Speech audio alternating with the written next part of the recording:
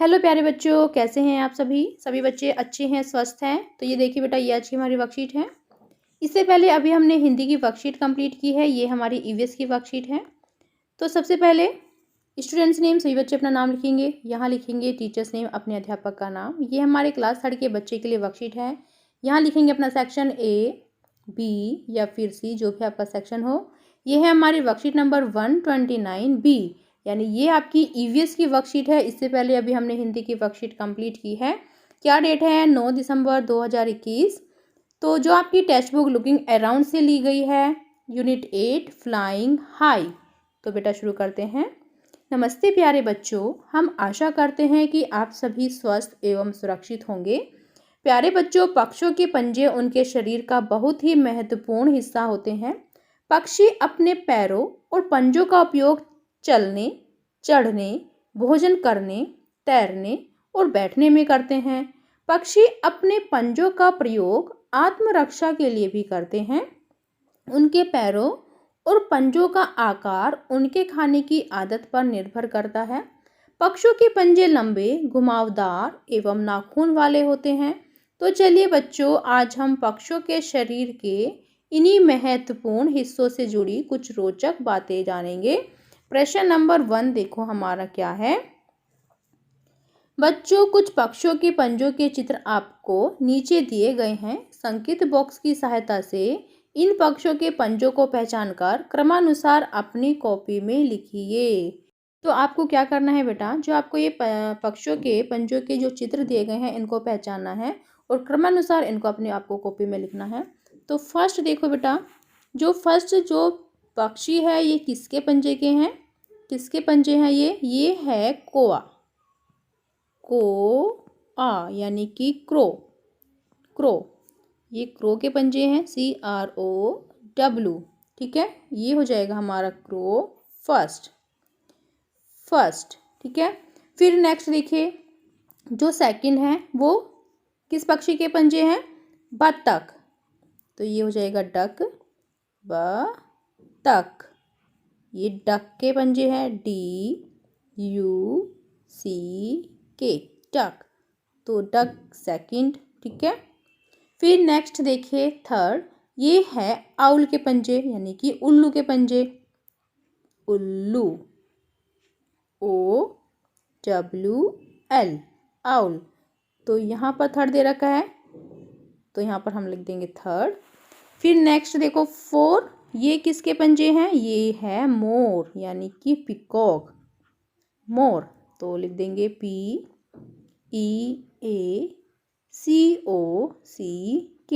Peacock. तो peacock कौन से हैं? 4 नंबर पर। 5 नंबर पर किसके हैं पैर? कठफोड़वा, वुड पिकर। ठीक है, तो यहाँ लिख देंगे कठफोड़वा,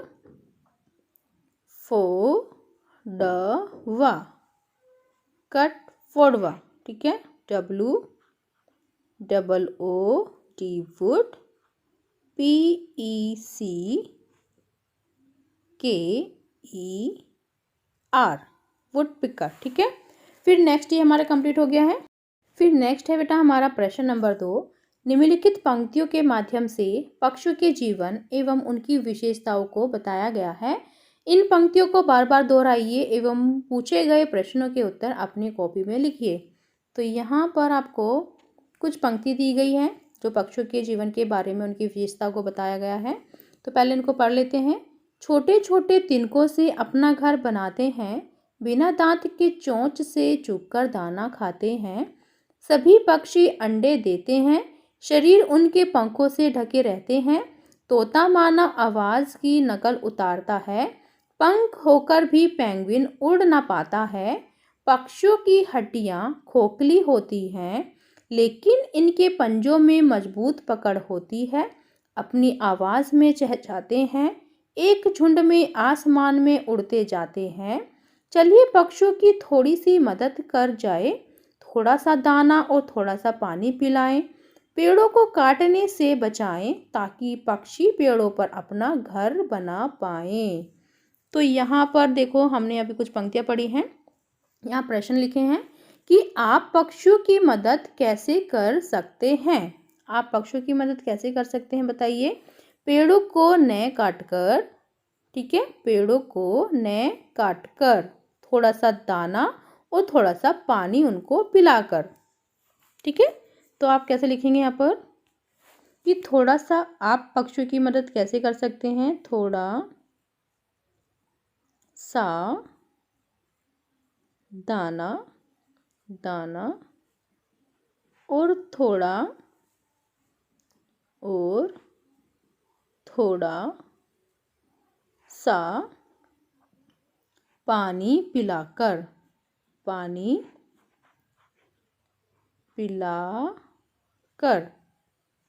पेड़ों को काटने से बचाकर और पेड़ों को काटने से बचाकर ताकि पक्षी पेड़ों पर अपना घर बना सके। ठीक है, फिर नेक्स्ट है हमारा प्रश्न नंबर 2। मानव आवाज की नकल कौन सा पक्षी उतारता है? तो मानव आवाज की नकल कौन सा पक्षी उतारता है बेटा? प्रश्न नंबर 2 का आंसर हो जाएगा तोता। ठीक है, ये हो जाएगा प्रश्न नंबर 2 का आंसर। फिर है पक्षी अपना घर कहाँ बनाते हैं? तो कहाँ बनाते हैं? पेड़ों पर। पक्षी अपना घर कहाँ बनाते हैं? पेड़ों पर। फिर है प्रश्न नंबर 4। पक्षियों की हड्डियां कैसी होती हैं? पक्षियों की हड्डियां कैसी होती है बेटा? खोखली। पक्षियों की हड्डियां खोखली होती हैं। ठीक है, तो यहाँ पर लिख देंगे पक्षियों की हड्डियां कैसी होती हैं? खोखली। फिर नेक्स्ट है प्रश्न नंबर 5। पक्षियों का शरीर किससे ढका होता है? तो पक्षियों का शरीर पंखों से ढका होता है। ठीक है, उनके पंखों से। पक्षियों का शरीर उनके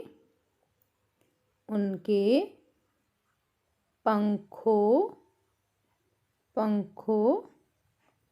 से ढका होता है। ये हमारा उत्तर हो जाएगा। ठीक है, पक्षियों का शरीर यहाँ तक लिखेंगे, फिर उनके पंखों से ढका होता है। प्रश्न नंबर 6 देखो अब।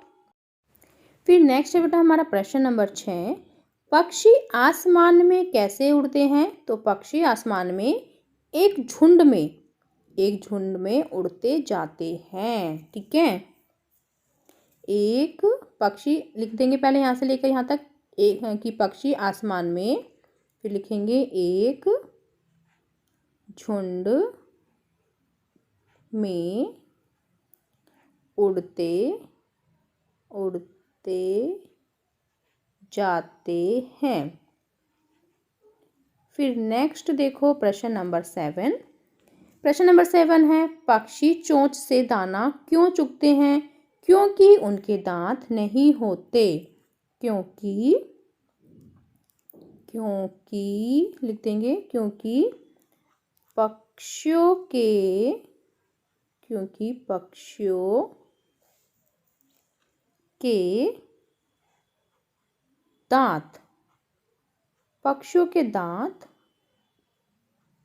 दांत नहीं होते हैं, इसलिए वह चोंच से दाना चुगते हैं। ठीक है, फिर नेक्स्ट देखो प्रश्न नंबर 7। पक्षी चोंच से दाना क्यों चुगते हैं? ये हमारा कंप्लीट हो गया है। फिर प्रश्न नंबर 8 देखिए अब कि पक्षी अपना घर किससे बनाते हैं? तो पक्षी अपना घर छोटे छोटे तिनकों से, छोटे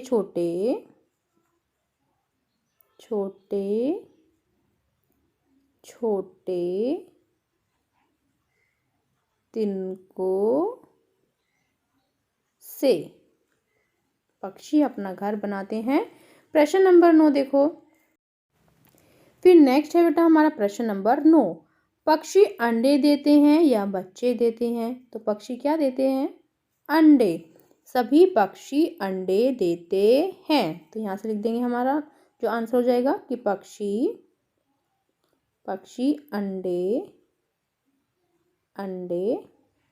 देते हैं। फिर नेक्स्ट हमारा प्रश्न नंबर 10, पक्षियों के पंजों की पकड़ कैसी होती है? तो यहाँ पर लिखा है, देखो बेटा, जो पक्षी हैं उनके पंजों की जो पकड़ होती है वो मजबूत होती है। ठीक है, तो यहाँ से पक्षियों के पंजों की पकड़ पहले इतना लिखेंगे, फिर लिख देंगे मजबूत